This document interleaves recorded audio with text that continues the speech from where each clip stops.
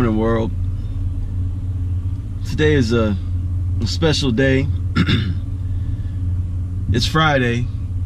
Thank the Lord it's Friday. We made it. And then today is also the 1-year anniversary of the passing of one of the greatest musicians of all time. He is one of my favorite musicians. Made some of the greatest music ever. His music was definitely impactful for me. Big fan of music, lover of all kinds of music, but I just like good music. And Prince made good music.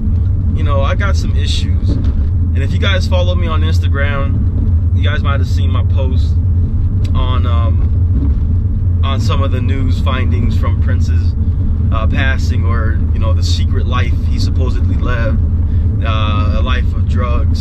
Here's my beef with all of that. You know, I never heard anything about him on drugs, popping pills, you know, before he died. I never heard anything. I have a hard time believing that, you know, this man was, you know, such a drug abuser. Why do we bash the man? I mean, like, we loved him for his music, but you don't know too much about someone's life. And all I can say is the man's not here to defend himself. Essentially, any story that you tell could be something, you know, it could be the truth. It could be the truth, and it could just be so far-fetched. But it's hard when that man is not there to defend himself, man or woman. You know, enjoy his music. It's timeless, it's classic. You know, some of the greatest ever. On another note, along the same lines, so here's my list of top musicians. Number 1 for me is Stevie Wonder. Number 2 is Michael Jackson. Michael Jackson, I don't consider him a musician. I consider him an entertainer, but you can't not have him on the list. He was the king. 3 is Prince. You know, those 3 are the holy trinity for me. Stevie, hold on tight, brother. Hold on tight. Live in a hole. Whatever you got to do, just hold on, man. So back in the day, what a lot of people probably don't know about me is I used to own an independent record label way back, but like in 2004, about, you know, 13, 14 years ago. Me and a partner of mine started. He was the musician. He produced the music. He was a rapper. It's kind of the business sense behind it. Well, not kind of. I had no musical talent in regards to producing or rapping, but I just knew I was a lover of music. I'm one of those guys that'll sing in the shower and think he sounds like Luther Vandross. Come out the shower sounding like Urkel. Yeah, so I had a music label, dropped 1 album, Double Wood, but it was fun, man. It was a fun ride. I had a lot of experiences working with people. You actually get a small taste of the music industry, radio, and, you know, promotion. I learned a lot more in business than any class would have taught me. And also, you know, you get to really understand the dealings of people. So I don't take that as a failure. When we closed shop in 2008, it was definitely a good learning experience.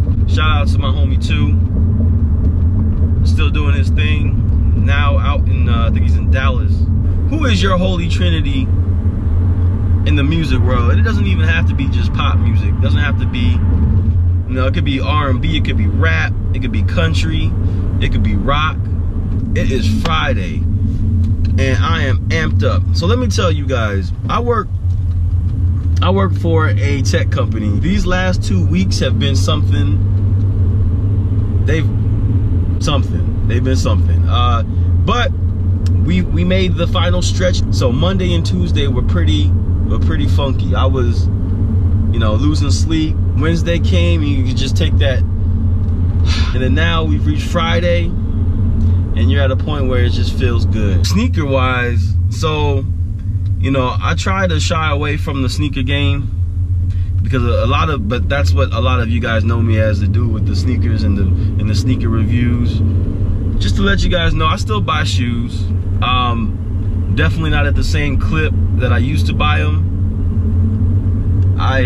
Man, at my peak, it was something terrible. I was probably buying 2 or 3 pairs a month.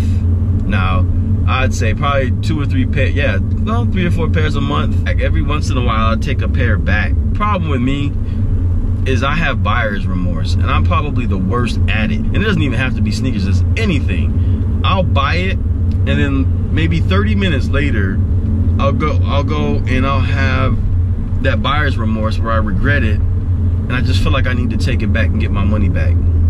Happens way too often. I don't know why that happens, but it does. But if I was still buying shoes the way I was buying shoes 8 or 9 years ago, I'd be on the streets. I'd be living in my shoes. Like, it got bad. I had shoes, you know, at my girl's house. I had shoes at my parents' house. I had shoes at my grandma's house. And then I ended up having a storage unit that I rented, an air-conditioned storage unit just for my sneakers. I'd make a trip like every 3 to 4 days to go rotate my sneakers for the week or whatever. And I was just like, man, this is ridiculous. You know, shouts out to everybody still in the sneaker game, man. This game is still going strong. It's crazy how this game has evolved. You know, some of the cats that were, you know, doing videos way back when I started doing videos, you know, have made contributions to the sneaker game. Look at my man Jumpman Bostic. Holy cow, this dude's like a celebrity for real. Off of sneakers, y'all. That's crazy. Off of sneakers. I mean, this man happens to have over 1,000 pairs of shoes, but dang, had I had known that, I would have kept buying. I could be a shoe celebrity. There was never such a thing. Never such a thing, man. And now look at it. You know what I mean? It's crazy what the game's gone to. You know, it's a beautiful thing. Everything evolves, man. I'm not a hater. Not a hater of the sneaker game. You know, for me, it was always about the nostalgia. You know, and a lot of kids these days, they don't have that. Now it's strictly about being fly. But hey, to each his own, man. It is what it is. It's all love. Last night, I was in that gym again. Now, I only ran a mile, but I gotta take baby steps. Like I told you guys yesterday, man, I gotta get my butt in shape. You know, it's been way too long. You know, I put it off for too long. I did my mile, which was 15 minutes. I need to work on that. But like I said, it's a start. Skirt. Almost got into an accident, y'all. Forgive me. But yeah, my son's mom, my baby mama, you know, she actually inspired me. She lost a lot of weight, and it was, you know, at first, like you know, it's crazy when you see somebody, you're with somebody, and you know, like, oh, you're losing some weight, and then all of a sudden you look at them, and it's like, damn, you lost some weight. It's crazy, and it was inspiring. You know, she looks really, really good. I think it's one of those things where, like, you know, you're not with that person, and so you get extra motivated. You know how those females do, y'all. You know, my man don't want me around, so I'm gonna do me. And she's done her, and she's doing her. But it's weird coming into work as late as I'm the kind of person that likes to come into work early, leave late. I hate feeling rushed. But you know what? Again, it's Friday. What can I say? It's all good today. But that's it, y'all. About to check out. Thanks for tuning in. I won't post any videos during the weekend. We'll start this Monday through Friday. But again, leave some comments, man. Let me know what you think. If you're feeling this, if you're not feeling this, you know, if you want to talk about something, you want to hear me speak on something, let me know. We can talk. You know, I'm down. I'm game, whatever. Like I said, I got 15 minutes. Not much going on. So let's talk. But until then, I'll catch you guys on Monday. Peace.